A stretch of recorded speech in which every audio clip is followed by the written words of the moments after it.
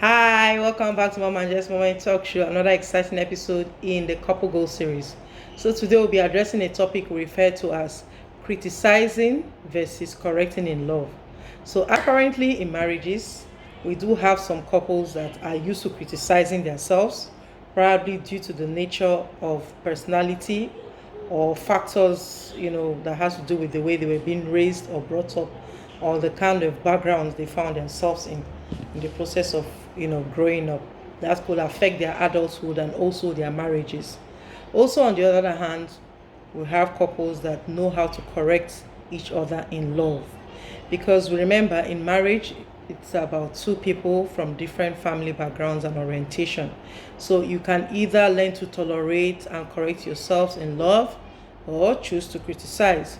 So I would like to place more emphasis on the issue of criticism, because apparently even research has stated that in our brains, the human brain is meant to react, or there's more weight on the side of the brain to react negatively to a situation, especially if it's a bad one or a sad situation or finding fault. It's a nature that research has proven that the brain naturally reacts faster or easier to faulty or negative aspect of life compared to the positive aspect of life. So now the onus lies on you as an individual to be focused or stay conscious of the fact that you have to be positive regardless of how you find the situation around you or whatever is affecting you.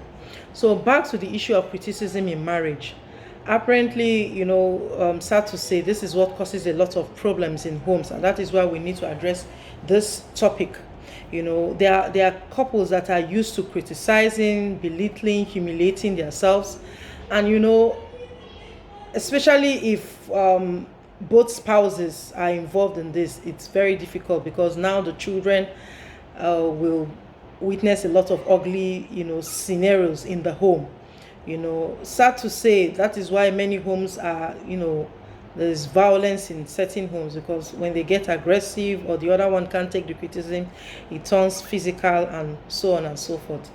That is what leads to verbal abuse in homes, when one partner is very very critical, is a critic. Oh, you sorry, excuse me. When a partner is very critic in the marriage. So looking at the causes of criticism, based on an individual, it could be based on the fact that the individual was raised in a home that he was constantly criticized, picked on. Parents, kept finding fault with that child, and he grew up to become an adult.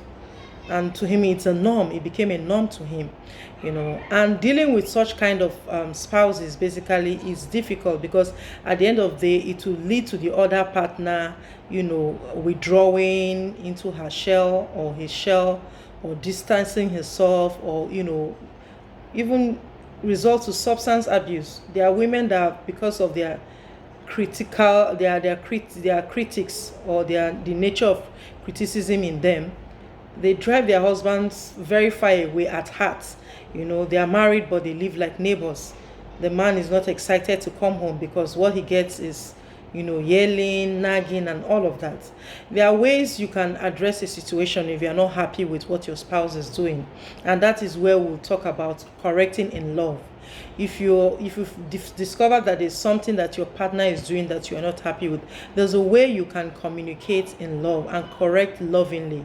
For instance, he's fond of keeping his used towel. Probably he cleans himself up, as like your husband finishes using his towel and throws it on the bed, and that is not the right place.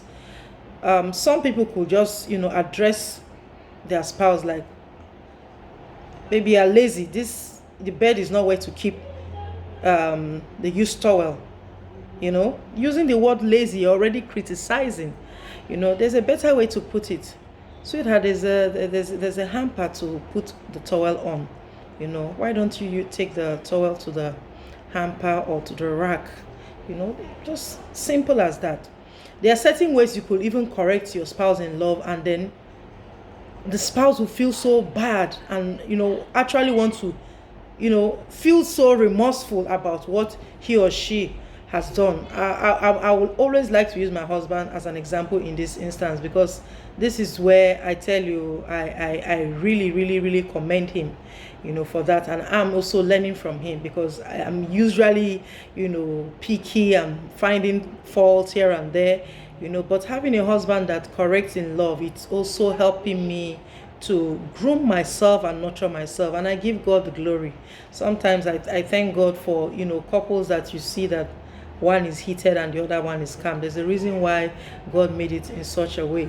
So if it happens that you're in a relationship or marriage where one party or one partner is always criticizing and finding fault and picking fault or dwelling more on the negatives, there are ways to address those issues. First of all, when there's a heated argument, you calm down and make sure you don't respond at that time.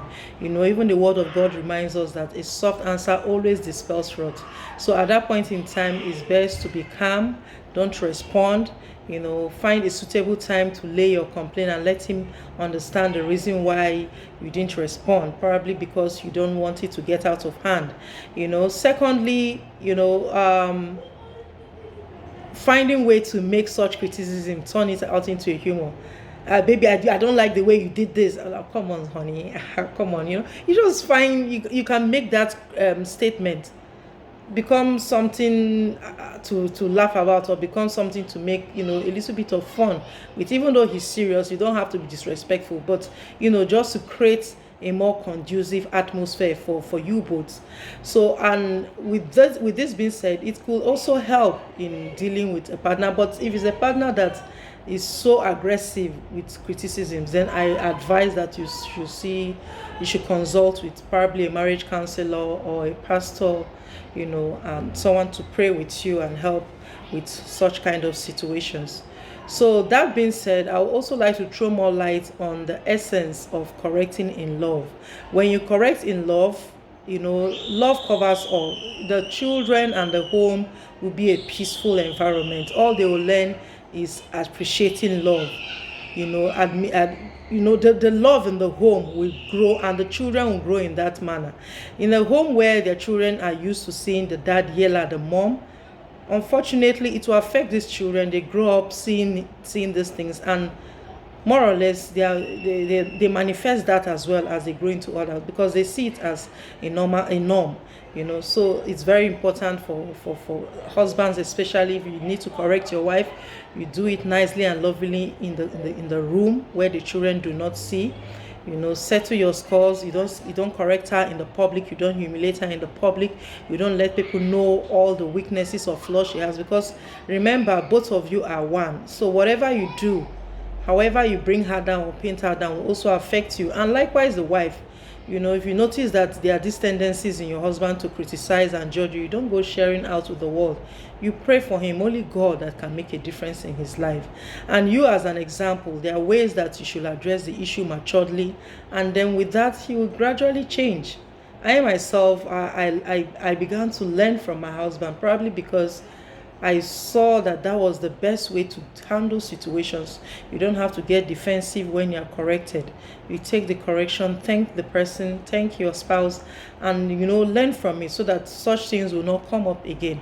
So in the meantime, I would like us to stay tuned as we look forward to meeting up with this wonderful couple. The wife is actually a very great counselor, and she's good with advising singles that are about to get married. So tune in and don't forget to subscribe to our channel. God bless you. Bye.